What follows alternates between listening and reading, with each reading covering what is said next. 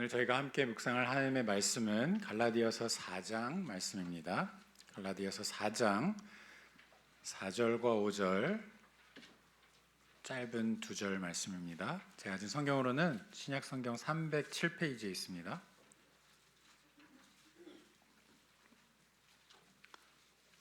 갈라디아서 4장 4절과 5절 2절밖에 안 되니까 한 목소리를 읽겠습니다. 시작.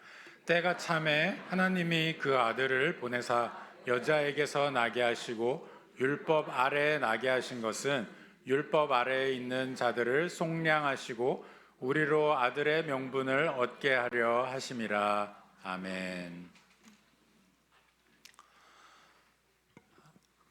반갑습니다. 이 성탄의 아침에 이렇게 함께 예배를 드릴 수 있다는 거, 또 가족들이 함께 모여서 또 어린 아이들에서부터 또 우리 어르신에 이르기까지 한 자리에서 예배를 드릴 수 있다는 건 참 복된 것 같습니다. 자, 우리는 누구나 살아가면서 인생에 중요한 일에 대해서 손꼽아 기다리는 그런 기억들이 있습니다. 우리 아이들 같은 경우는 글쎄요, 제 어린 시절을 기억해 보면 토요일을 항상 기다렸던 것 같습니다. 매주가 토요일을 기다리는 그냥 과정이었던 것 같고, 토요일에는 제가 친구들과 야구를 하는 날이어서 토요일이 지나면 또 토요일이 기다려지고, 그 토요일이 지나면 또 다음 토요일이 기다려지는, 그냥 매일이 토요일이었으면 좋겠다 이렇게 생각을 했던 것 같습니다. 우리 중고등부 아이들 같은 경우는 글쎄요, 방학을 좀 기다리나요? 아니면 빨리 이 입시의 지옥을 벗어나서 대학교 가서 내 마음대로 좀 생활해보고 싶다, 이런 생각을 할까요? 청년들 같은 경우는 여러 가지가 있겠지만 빨리 사회로 나가서 좀 경제적으로도 자립을 해보고, 또 결혼을 꿈꾸는 커플들 같은 경우는 또 결혼식을 올리는 그날을 손꼽아 기다릴 것 같습니다. 그렇죠? 네, 결혼에 대한 기억이 굉장히 가물가물해지신 것 같아요. 우리 남편들은 표정이 도무지 기억이 안 난다는 듯한 그런 표정인 것 같은데, 다 그러셨잖아요. 결혼식 날 정말 나를 위해서 단장한 이 신부가 들어오는 그 결혼식장에서의 그 모습, 그거를 기다리면서 얼마나 그날을 기다렸습니까? 이처럼 우리는 뭔가 기다리는 그런 것들이 인생에서 한 번쯤은 정말 손꼽아 기다리는 것들이 있습니다. 오늘 본문은 딱 2절밖에 안 되는데도 이 짧은 본문 안에 기다림, 아주 오랫동안 기다려왔던 일이 마침내 이루어진 그 사건에 대해서 아주 꼭꼭 눌러서 담아놓고 있습니다. 그것도 일목요연하게 언제, 누가, 무엇을, 어떻게, 그리고 왜 이렇게 했는지 이것을 말해주고 있습니다. 한번 이 순서대로 쭉 차례 들어가면서 도대체 무슨 사건에 대해서 이야기를 하고 있는지 한번 살펴보겠습니다. 먼저 언제를 살펴볼까요? 4절을 한번 보시죠. 어떻게 시작을 하고 있죠? 때가 참에, 때가 가득 찼다. 영어로 fullness라는 말을 쓰는데, 이 때가 가득 찼다는 이 표현에서 그 때를 직접 친히 채우시는 주체는 하나님이라는 걸 우리가 느낄 수가 있습니다. 그러니까 우리가 세는 그런 타이밍, 우리가 예상하는 그런 타이밍이 아니라 전적으로 하나님께 속한 타이밍에 이 일이 이루어지는 것을 말합니다. 근데 이 때를 언제부터 기다렸느냐? 에덴으로 거슬러 올라갑니다. 그래서 하나님께서 처음 인간을 지으시고 아담과 하와가 선악을 알게 하는 나무의 실과를 따 먹어서 죄를 지은 그 순간, 하나님과의 관계가 완전히 뒤틀어진 그 순간부터 계속해서 하나님의 그 때를 기다려왔습니다. 그런데 마침내 그 때가 온 겁니다. 자, 그러면 도대체 이 때에 오신 분이 누구길래, 누가 이 상황에, 이 때에 오셨길래 그토록 기다린 걸까요? 구약에서는 이분을 이렇게 표현하고 있습니다. 창세기 3장으로 가서 보시면 15절에 사단의 머리를 산산조각 낸 여자의 후손, 이렇게 소개가 되어 있고요. 우리가 요즘 묵상하고 있는 아브라함의 이야기, 창세기 12장으로 가서 보시면 아브라함으로 말미암아 모든 족속이 복을 얻게 하는 이분, 그 다음에 사무엘 하로 가서 보시면 7장에 다윗 왕의 후손으로 오실 영원한 왕, 이렇게 소개가 되어 있습니다. 또 시편 110편에 가서 보시면 원수들을 발판으로 삼아서 모든 것 위에 통치하시며 다스리시는 권능자의 모습으로 묘사가 되어 있고요. 그리고 이사야서를 보시면 9장에 6절부터 7절에 이렇게 표현이 되어 있습니다. 기묘자라 모사라 전능하신 하나님이라 영존하시는 아버지라 평강의 왕으로 오시는 한 아기라 이렇게 묘사가 되어 있습니다. 그러니까 오늘 본문 가운데 지금 기다리는 이분에 대한 묘사가 참 여러 가지 방법으로 역사적으로 계속해서 있어 왔던 거예요. 그러면 오늘 본문은 어떻게 소개를 하느냐? 4절을 다시 한번 보시죠. 때가 참에 하나님이 그 아들을 보내사 이렇게 나와 있습니다. 이분은 하나님의 아들이십니다. 앞선 구약의 시대를 통해서 계속해서 하나님께서 선지자들을 보내고 또 보내고 그 보낼 때마다 사람들이 선지자를 외면하고 구타하고 내쫓고 죽이고 이러기를 반복하다가 마침내 그 예언되었던 분 하나님의 아들이 오신 겁니다. 그런데 이 아들을 하나님께서 보내셨대요. 하나님께서 보내셨다는 이 말의 뜻은 이게 갑자기 시작된 어떤 분, 그냥 이때부터 존재한 분이 아니라 태초부터, 하나님은 태초부터 영원 전부터 항상 늘 존재하셨잖아요. 태초부터 하나님과 함께 하신 아들을 이제 때가 되어서 우리 가운데 보내셨다는 겁니다. 요한복음 1장 1절 태초에 말씀이 계시니라 이 말씀이 하나님과 함께 계셨으니 이 말씀은 곧 하나님이시라. 같은 요한복음 1장의 14절 말씀이 육신이 되어 우리 가운데 거하심에 우리가 그의 영광을 보니 아버지의 독생자의 영광이요 은혜와 진리가 충만하더라. 아멘. 우리가 크리스마스를 맞이해서 이 아침에 이 자리 가운데 이렇게 모여 있는 이유가 무엇입니까? 바로 이것 때문입니다. 그토록 오래 기다려온 그 사건이 마침내 이루어졌기 때문에 하나님께서 그 아들을 우리에게 보내신 바로 이 사건을 우리가 기억하고 기뻐하고 그것을 서로와 함께 나누기 위해서 이 자리 가운데 있는 겁니다. 자, 그런데요, 사실 이 사건은 좀 비상식적입니다. 비상식적이라는 게 뭐 그냥 조금 이상하다가 아니라 아주 많이 비상식적입니다. 그러니까 우리는 그림이나 영화를 통해서 이 요셉과 마리아가 아기 예수를 이렇게 안고 있는 뭐 이런 여러 가지 우리 북카페만 가셔도 모 권사님께서 아주 예쁘게 만들어 놓으신 그 이 아기 예수의 탄생 장면을 이렇게 인형으로 만들어 놓은 게 있어요. 혹시 못 보셨다면 꼭 나가시는 길에 요 가운데 있으니까 꼭 한번 보시기 바랍니다. 근데 이렇게 보면 굉장히 어떻습니까? 평온하죠. 굉장히 평온하고 그냥 뭐 별일 아닌 것 같이 이렇게 되게 조용히 일어난 사건 같이 보이는데 사실은 이 사건의 내용을 알면 굉장히 충격적입니다. 예수님께서 우리 가운데 오시기 위해서 감내하고 감당하셔야 했던 것들이 상식 밖이기 때문이에요. 4절 한번 보시죠. 4절에 여자에게서 나게 하시고 율법 아래 나게 하셨대요. 그러니까 먼저 여자에게 나게 하셨다는 것은 분명히 지금 오신 분은 누구라고요? 100% 하나님이시란 말이죠. 하나님이 오셨는데 그럼에도 불구하고 한없이 낮아지셔서 100% 사람으로 여자의 후손으로 오셨다는 것을 의미합니다. 사실은 제가 우리 유초등부 아이들이 여기 좀 많이 있으면 물어보려고 그랬는데 몇몇 보이긴 하는데 많이 졸린가 봐요. 유초등부한테 물을 질문을 우리 어른들한테 돌려서 하겠습니다. 하나님과 사람은 같나요? 다르죠. 그렇죠? 분명히 다른데 어떻게 다르죠? 하나님은 창조주시고 그렇죠? 그리고 사람인 우리는 그냥 한낱 그렇죠? 피조물입니다. 역시 소요리 문답을 열심히 들으시는 분들이 대답을 잘하시네요.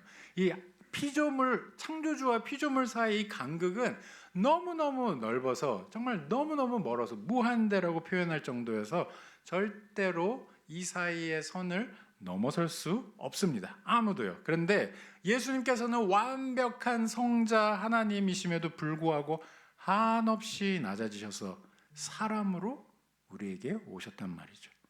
이거를 조금 어려운 말로 성육신 하셨다 이렇게 표현합니다. 근데 이게 너무너무 신비하고 오묘한 일입니다.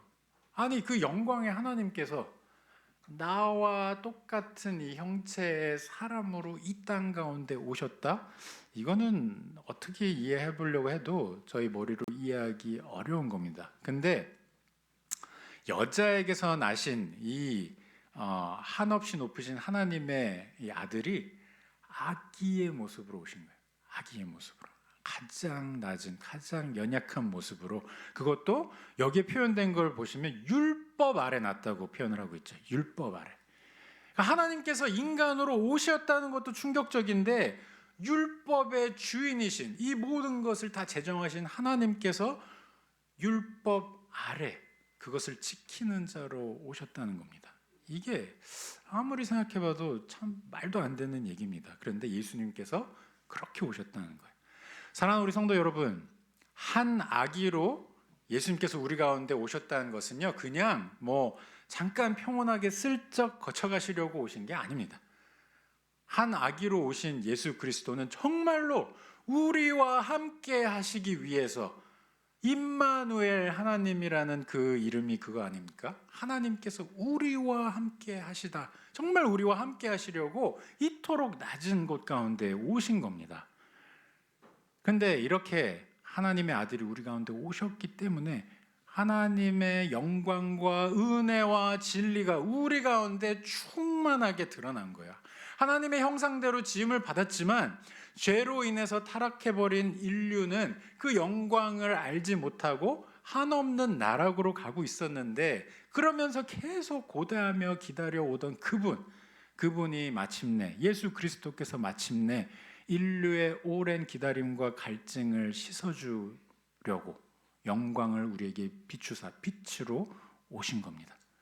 자, 그런데 예수님께서 어디까지 낮아지셨을까요?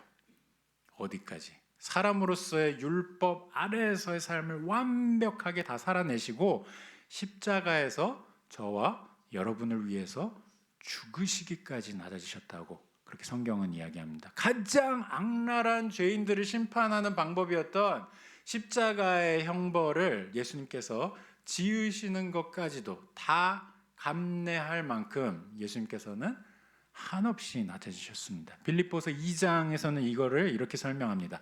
그는 근본 하나님의 본체시나 하나님과 동등됨을 취할 것으로 여기지 아니하시고 오히려 자기를 비워 종의 형체를 가지사 사람들과 같이 되셨고 사람의 모양으로 나타나사 자기를 낮추시고 죽기까지 복종하셨으니 곧 십자가의 죽으심이라. 자, 여기서 중요한 질문은요. 무엇을 위해서? 왜 이토록 낮은 자리 가운데 오셨는가 하는 겁니다. 왜 우리를 위해서 이 땅에 오시고 왜 율법 아래에서 삶을 사시고 왜 십자가 가운데서 죽기까지 그렇게 낮아지셨냐 하는 겁니다. 다시 오늘 본문으로 돌아가서 볼까요? 갈라디아서 4장 5절을 보시면 그 답이 나와 있는데 5절을 보실게요. 율법 아래에 있는 자들을 속량하시고 우리로 아들의 명분을 얻게 하려 하심이라. 아멘. 그러니까 율법 아래 있으나 그것을 지킬 능력이 하나도 없는 게 저와 여러분 이 죄인의 모습인데 더 분명해지는 것은 그런 저와 여러분을 속량하시려고 그러셨다는 겁니다. 여기 속량이라는 말은 과거에 이 노예를 사고 팔 때 그 값을 치른다는 의미의 단어입니다. 그러니까 다시 말해서 죄의 노예가 되어 있는 저와 여러분을 값을 주고 사시려고 우리 가운데 오셔서 당신의 가장 완벽한 공의의 삶을 다 살아내시고 불의한 저와 여러분들이 죽었어야 할 그 십자가에서 그 죽음을 대신 죽으신 분이 바로 예수 그리스도라는 겁니다. 한마디로 우리를 예수님의 피값으로 예수님의 생명값으로 사심으로 죄로 인해서 죽은 자였던 우리가 이제는 의인으로 살 수 있게 우리에게 새 생명, 새 삶을 주신 겁니다. 근데 여기서 그치신 게 아니에요. 여기 보시면 우리에게 아들의 명분을 얻게 하신다잖아요. 아들의 명분. 우리는 죄의 종이었는데 하나님의 아들의 그 영광스러운 양자가 되는, 하나님의 자녀가 되는 그 엄청난 영광을 우리에게 허락하셨다는 겁니다. 아들이요, 그 집안에서 누리는 권세는 그 아버지의 권세를 그대로 다 받습니다. 그 모든 유익을 다 그대로 누립니다. 하나님 아버지께서 우리를 향해서 그리스도를 보내주심으로 품으셨던 그 뜻, 지금도 진행되는 우리 삶 가운데 그 뜻, 그리고 이 예수 그리스도께서 다시 오실 때 십자가에서 우리가 예수 그리스도를 본 거와 똑같이 우리는 마지막 때가 되면 예수 그리스도를 또 한 번 보게 될 건데요, 그 예수 그리스도를 통해서 우리에게 알게 하시는 그 뜻, 그것은 바로 우리는 하나님 나라에 영원히 속한 하나님의 자녀들이라는 겁니다.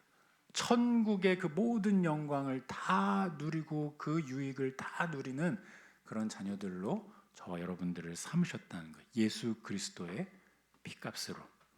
사랑하는 우리 성도 여러분, 이 자리에 함께하는, 이 시간 가운데 함께하는 모든 분들 정말 잘 오셨습니다. 왜냐하면 이 자리에 여러분들이 오신 이유는 바로 이 기쁨의 좋은 소식을 듣기 위해서 모인 거거든요.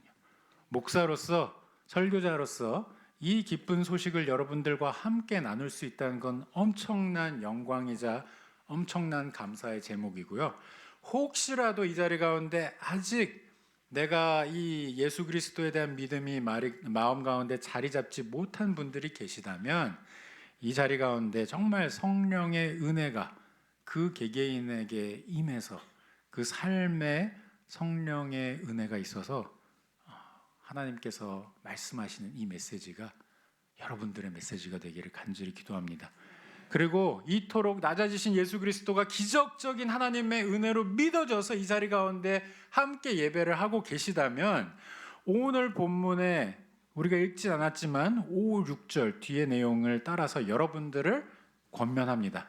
여러분들은요, 그리스도의 핏값으로 산 하나님의 아들과 딸들입니다. 그러니 하늘의 모든 신령한 복이 여러분들에게 이미 주어져 있다는 것을 믿으심으로 아빠, 아버지를 부르짖으면서 그렇게 나아가시는 신앙의 여정을, 신앙의 삶을 살아내시기를, 담대히 살아내시기를 간절히 기도합니다.